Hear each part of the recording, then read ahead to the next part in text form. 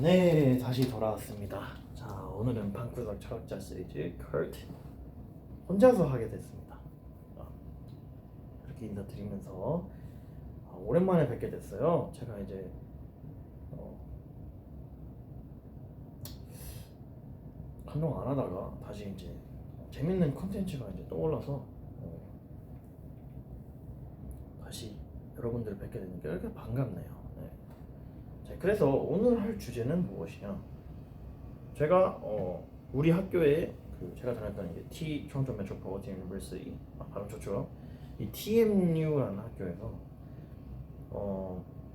니체 전공자이신 교수님이 있어요. 그분을 찾아가지고 제가 이제 이런저런 얘기를 나누다가 그러면은 나중에 얘기를 할 때 질문을 너가 생각을 해와서 질문을 한번 해봐라 해가지고 오케이 재밌겠다. 그래서 제가 이제 뭐라 해야 되지? 이 질문을 딱 준비를 해가지고 제가 딱 갔더니 excellent question 이렇게 말을 하셨습니다. 네. 저는 이제 어떻게 보면 니체를 제가 좀 깊게 파기도 했고 저는 이제 교수님과 이렇게 교류를 하면서 정보들을 많이 얻었기 때문에 그냥 질문을 한 게 아니에요. 이거는 어떻게 보면은 저는 이미 니체에 대해 어느 정도 알고 있기 때문에 그럼 좀 창의적인 질문, 원래 사람들이 하지 않는 질문을 좀 해보려고 노력을 했는데 이 퀘스천을 보고 좀 좋아하셨던 것 같습니다. 네, 그래서 오늘 컨텐츠는 조금 색다르고 재미있을 수도 있고 전의 컨텐츠랑은 다른 조금 더 저의 전문적인 모습, 전문가라고 하긴 뭐하지만 조금 더 전문적인 모습을 보실 수 있을 것 같아요. 그리고 조금 어려우실 수도 있기 때문에 좀 양해 부탁드리고 제가 좀 오늘 좀 감기에 좀 걸려가지고 컨디션이 안 좋을 수 있기 때문에 그 좀 양해를 부탁드리면서 이제 시작을 해보도록 하겠습니다. 자, 그러려면은 이 니체에 대한 질문을 하려면 이 니체에 대해서 알아야겠죠, 그죠? 자, 그렇기 때문에 제가 이제 설명을 좀 니체에 대한 설명을 제대로 하려면은 한 10시간 해야 되기 때문에 제가 진짜 정말 간략하게 다시 해드리면서 넘어가도록 하겠습니다. 자, 니체를 알려면은 이 서구의 사상을 먼저 조금 알아볼 필요가 있어요. 자, 그때 이제 서구 사상은 칸트로 이어진 인간의 이성 이런 게 중요시 됐었고 헤겔로 이어진 이 절대 정신, 이성 그리고 우리는 이성적이기 때문에 도덕적일 수 있는 거고 우리는 이성적이기 때문에 남에게 피해를 안 줄 수 있는 거고 우리는 이성적이기 때문에 신을 믿을 수 있는 거고 신이 있기 때문에 우리는 이성적이다. 이게 뭐 어떻게 보면 서구 사상에 전체적으로 깔렸었던 이런 것이었고요. 그리고 이제 그거에 반대를 한 철학자들이 몇 명 있었는데 그때 이제 쇼펜하우어 어떻게 보면 쇼펜하우어 키르케고르 같은 철학자가 와가지고 뭔 개소리냐 라고 해서 주체성이 질리고 뭐 어쩌고 이거를 깨부수려고 노력했는데 정작 진짜 그걸 깨버리는 거는 니체였습니다.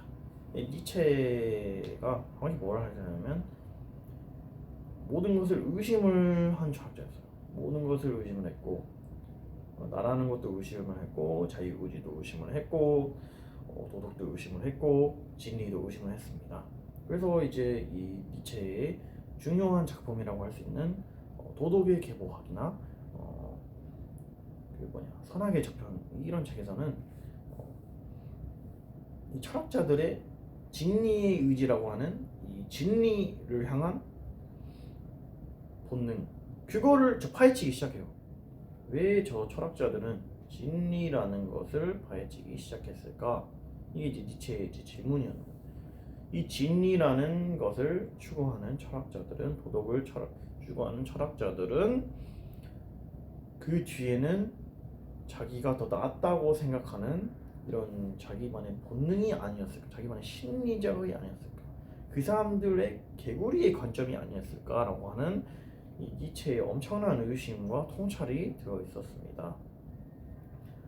그러면서 선악의 저편에서는 선과 악에 대한 개념을 도덕의 계보학에서는 도덕에 대한 개념을 좀 어떻게 보면은 좀 파헤치려고 해체를 하려고 노력을 했고 이제 이 사상들을 잃어봐서 나중에 이제 포스트 모더니즘 구조주의적 포스트 구조주의 포스트 모더니즘으로 흘러가는 그거를 이제 대표를 하는 이제 후코, 데리다, 딜레이즈 같은 철학자들이 나왔고 어떻게 보면은 한병철이나 슬라브의 지제 같은 철학자들도 어떻게 보면 그 지금 니체의 좀 정신을 이어받아 지적은 포스트 모더니즘이라고는 하기 좀 애매하긴 한데 아무튼 이런 사람들을 좀 이어받으려고 노력을 했던 아니지 이런 사람들이 니체의 그 정신을 이어받으려고 노력을 했고 정말 이 사람의 통찰과 1800년도라고는 믿을 수 없는 시대를 앞서간 심리학 통찰, 미학 예술적인 통찰, 인간의 인생에 관한 통찰. 사실은 니체는 오늘날의 인생론, 인생관에 대해서 주체적으로 살려면 니체가 뭐 어쩌고저쩌고 이런 이제 명언도 엄청나게 많고 이렇게 이제 이것을 사람들이 인용을 하면서 오해가 쌓인 경우가 많아요. 근데 이 니체 인생론은 정말 니체를 대표하는 그냥 어떻게 보면은 이만한 정의를 알려드리면서 이 니체의 통찰 오늘 좀 시작을 해보려고 합니다. 그러면서 이제 서구 사상을 깨려고 부실 노력을 했고 엄청난 예술적 감각과 전제성으로 책들을 철학책처럼 쓰지 않고 문학처럼 썼어요. 문학처럼 써서 나중에 이걸 파보니까 하나의 철학이 완성이 되어버린 그리스 문헌학자로 시작을 했지만 나중에 가서 어떻게 보면 한 시대를 대표하는 철학자가 돼버린 자 우리 오늘 주인공이 이제 프리드리히 니체의 간략히 설명을 좀 드렸고요. 어떻게 보면은 이렇게 말을 하시면 이해가 안 될 수도 있는데 제가 그럼 나중에 따로 설명을 좀 해드려야 될 것 같아요. 이제 아셔야 될 부분이 이제 모든 것을 의심하려고 노력을 했고 하나의 진리가 존재하지 않는다고 믿었고 이제 신은 죽었다고 선언을 했습니다. 신은 죽었다고 선언을 한 게 어떻게 보면 니체의 가장 유명한 포인트가 아닌가라고 생각을 합니다. 근데 이제 신을 죽었다는 게 자기가 신을 죽여버린 게 아니고 이 문화적 시대적 그리스도교의 진리였던 이 신이 점점 더 계몽주의가 시작이 되면서 사람들의 이 머릿속에서 없어지니까 그러면은 인간은 어떻게 살아야 하겠느냐, 인간이란 무엇이냐, 신인 죽어버린 인간이란 무엇이냐에 대해서 설명하려고 노력을 했던 사람이고 어떻게 보면은 인간을 정말 사랑했던 염세주의자가 아닌 염세주의자는 쇼펜하우고요. 염세주의자가 아닌 긍정주의자 철학자입니다. 놀라셨죠? 저도 놀랐습니다. 이게 니체가 정말 엄청난 긍정주의자인데 사람들이 이걸 잘 모르는 것 같아서 이제 오늘 설명을 해드리면서 일단은 넘어가도록 하겠습니다. 자 이제 첫 번째 질문을 제가 가볼게요. 자, 첫 번째 질문은 제가 했던 질문은 To what extent do you think Nietzsche's mental collapse can or cannot be connected to his philosophical project, particularly his embrace of the Dionysian? 이게 정확히 무슨 뜻일까요? 자, 제가 한국말로 좀 해석을 해드리겠습니다. 자, 말년에 니체가 엄청난 그 심연 속으로 빠져들었습니다. 제가 말년이 어땠냐면 이 말이 있었는데 거리를 걷다가 말이 채찍질을 당한 걸 본 거예요. 근데 그 채찍질을 당하는 말을 보고 니체가 가가지고 감싸 안으면서 엉엉 울고 그 이후로는 정신이 나가버려서 거의 영혼이 나간 채로 이렇게 누워서 아니면 앉아서 혼자서는 아무것도 할 수 없는 상태가 만들어졌다고 해요. 근데 그게 정말 무섭다고 하기는 신기로운 게 이게 이제 11년 동안 지속이 됐다는 게 참 안타까운 일이라고 저는 생각을 합니다. 그런데 이것과 대비되는 이 니체의 철학이 있는데 이게 뭐냐면 디오니소스적이라는 거예요. 그래서 정확히 질문 다시 해석을 해드리면은 니체의 나중에 이제 정신 분열이 과연 이 니체의 철학 프로젝트와 그리고 그 디오니소스적인 거와 연관이 있을까라고 제가 지금 좀 질문을 했어요. 그런데 이게 정확히 무슨 뜻이냐면은 디오니소스적인 거를 먼저 무엇인지 알아야 합니다. 제가 아까 서구 사상에서는 인간이 이성적이라고 봤죠. 근데 그게 이제 진리라고 여겼고, 근데 그러면은 니체가 초반에 니체의 진짜 초기 철학책인 비극의 탄생이라는 책을 좀 알아볼 필요가 있습니다. 자, 비극의 탄생에서는 이거는 거의 뭐 니체가 쇼펜하우어의 의지와 표상으로의 세계를 보고 책을 썼기 때문에 조금 초기 철학은 좀 엉성하고 이상하고 비판도 많이 받았어요. 나중에 이제 자기가 자기 비판의 시도라는 이런 책으로 자기들 또 비판을 합니다. 좀 웃긴 사람이죠. 근데 자기 비판을 하기도 한 이 책이지만 어떻게 보면은 후기 니체의 초기 니체, 중기 니체, 후기 니체를 관통하는 이 디오니소스적이라는 것을 어떻게 보면 이 책에서 처음 나타냈기 때문에 이게 좀 중요하다고 할 수 있습니다. 여기서 디오니소스 여러분 아시죠? 디오니소스라는 게 뭐냐면 그리스의 로마 신화에 나타나는 신이죠. 춤과 유흥을 좋아했던 포도주의 신. 이상하죠? 왜 여기서 디오니소스가 나타날까? 그리고 또 하나의 중요한 개념인 아폴론. 여기서 아폴론이라는 개념이 나옵니다. 제가 이제 간단하게 설명을 드리자면 아폴론은 무엇을 상징을 했냐면 인간의 이성, 질서, 논리 이런 거를 정형화했던 게 아폴론이고, 그 다음에 디오니소스가 그 represent하게 뭐였냐면 인간의 혼돈, 광기, 고통, 권태, 그리고 그것을 승화하는 춤과 음악 이런 것을 디오니소스적이라는 걸로 봤어요. 어떻게 보면은 쇼펜하우어가 말했던 이 표상과 현상 개념을 표상과 현상이 아니지, 표상과 의지 개념을 쇼펜하우어는 표상 그리고 눈에 안 보이는 의지의 개념이 있다고 했고, 니체는 그걸 받아서 아폴론적인 우리가 이제 사회적으로 드러나는 이성, 도덕 뭐 이런 아폴론적인 것을 봤지만 그 우리 인간 안에 보이지 않는 이 심리적인 이게 있다고 생각을 했습니다. 지금 현대 무의식 개념이랑 좀 많이 비슷하죠. 그래서 우리는 인간은 이성적이지만 않다. 우리 안에 있는 본능들이 안에 있고 이것들이 이제 합쳐져가면서 새로운 예술이 탄생을 한다. 어떻게 보면 비극의 탄생은 예술가의 입장으로 그리고 심리학자의 입장으로 이 우리 인간이라는 걸 좀 바라본 니체의 통찰이라고 할 수 있습니다. 그래서 이 디오니소스적인 것, 아폴론적인 것 둘 다 인간인데 왜 이 소크라테스, 플라톤 이런 놈들이 와가지고 인간은 이성적이런 동물이라고만 왜 인간을 그런 식으로 규정을 하느냐라고 이제 제가 이제 초기 철학에서 이제 말을 하는 거죠. 이게 이제 비극의 탄생의 좀 포인트라고 할 수 있겠네요. 그래서 이제 디오니소스적인 게 무엇인지 좀 좀 이해가 되셨죠?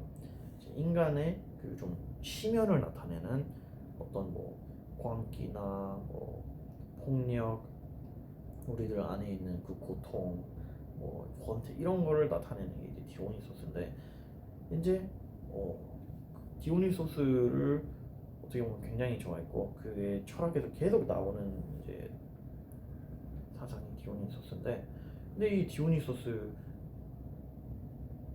뭔가 이체의 말년이 좀 닮아있죠.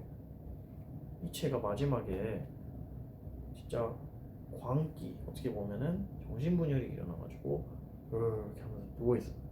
그 사진도 이제 보면은 이제 영혼이 진짜 나간 것처럼 보였어요.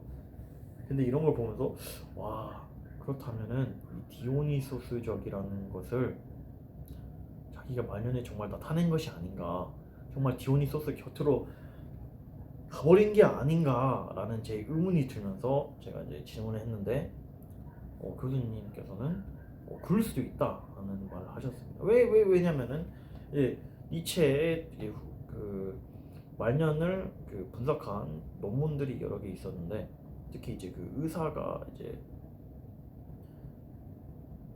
의사분이 한 논문이 되게 재밌어요. 니체는 자기 철학 때문에, 사상 때문에 미쳐버린 게 아니고 이 병 때문에 미쳤다.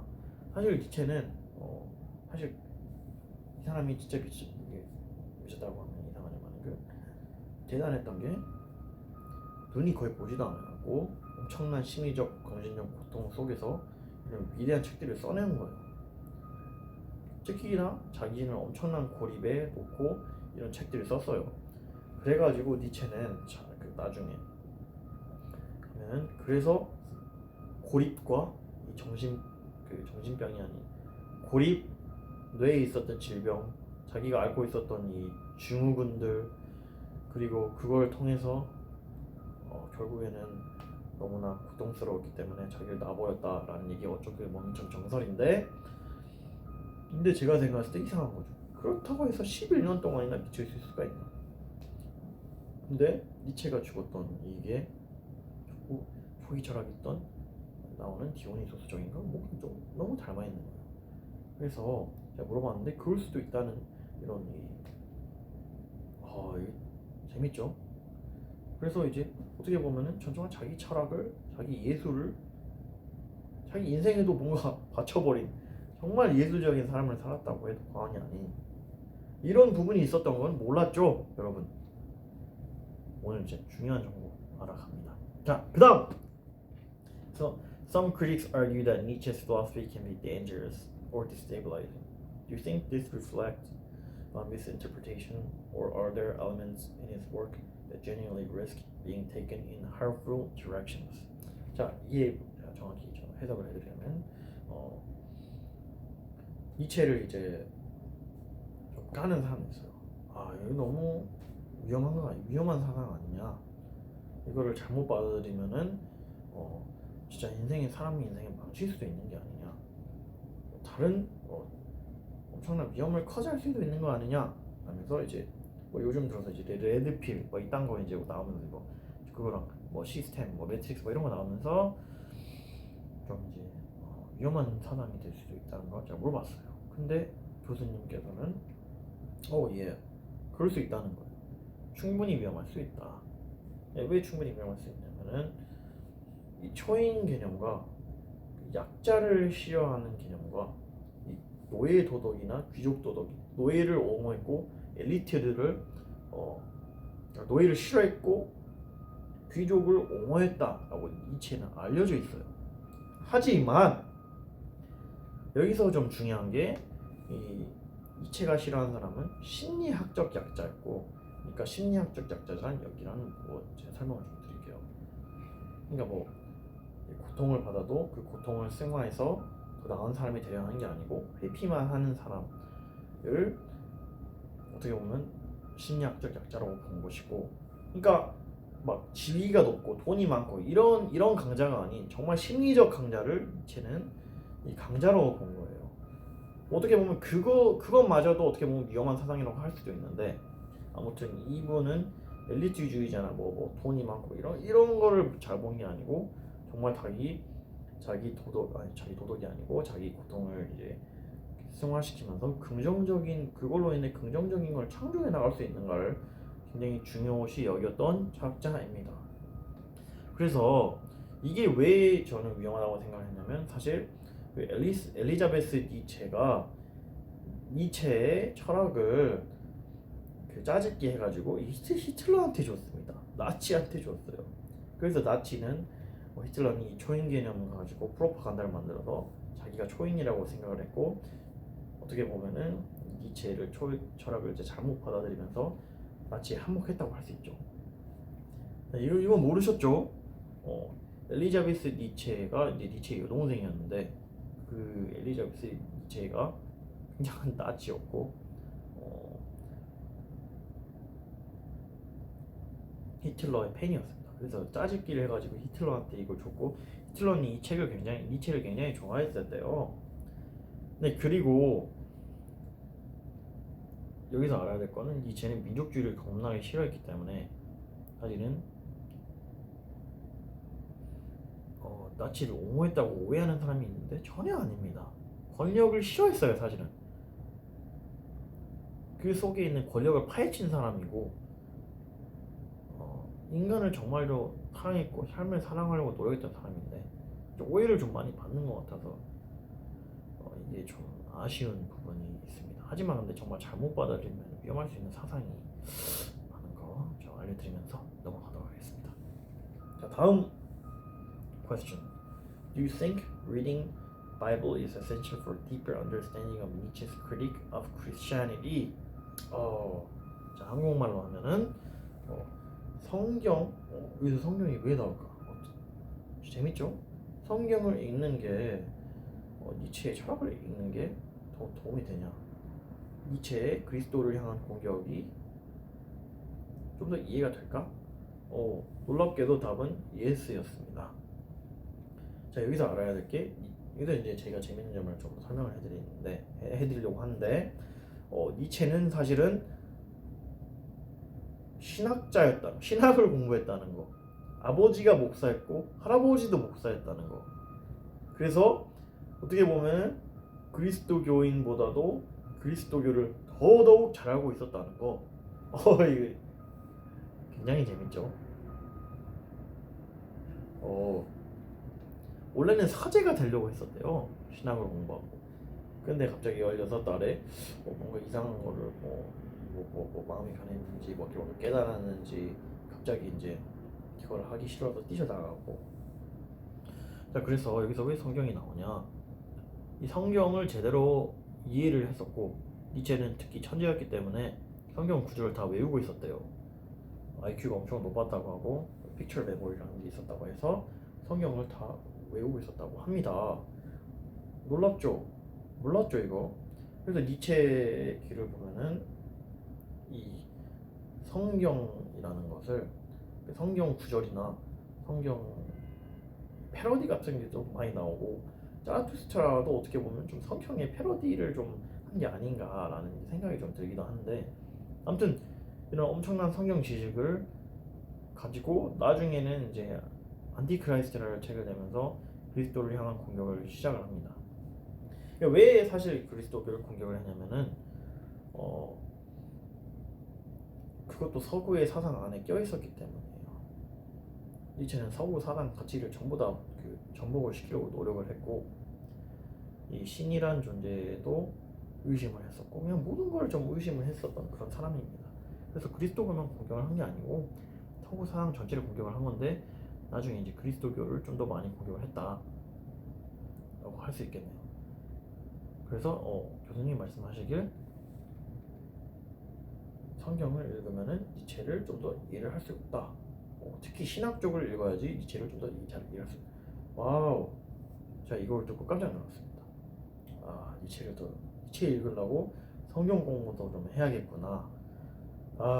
참 본의 아니게 이제 성경도 좀 공부를 하게 될 것 같은 이런 재밌는 여러분 이런 거 모르셨죠? 이 채널에서만 알려드리는 겁니다. 참 재밌죠? 그래서 저도 이제 성경을 좀 읽어보려고 하고 성경을 읽는 다음에 다시 니체를 읽어보려고 하고 어떻게 보면 성경은 아폴론적이고 니체는 디오니소적인 것이라고 할 수 있겠고 니체적으로 보면은 그거를 통해서 좀 더 새로운 게 또 나오지 않을까라고 저는 생각을 해보면서 오늘은 여기서 마치려고 합니다. 시청해주신 여러분 감사하고요. 저는 이만 오늘은 재밌는 시간이 되셨길 바라며 물러나도록 하겠습니다. 감사합니다.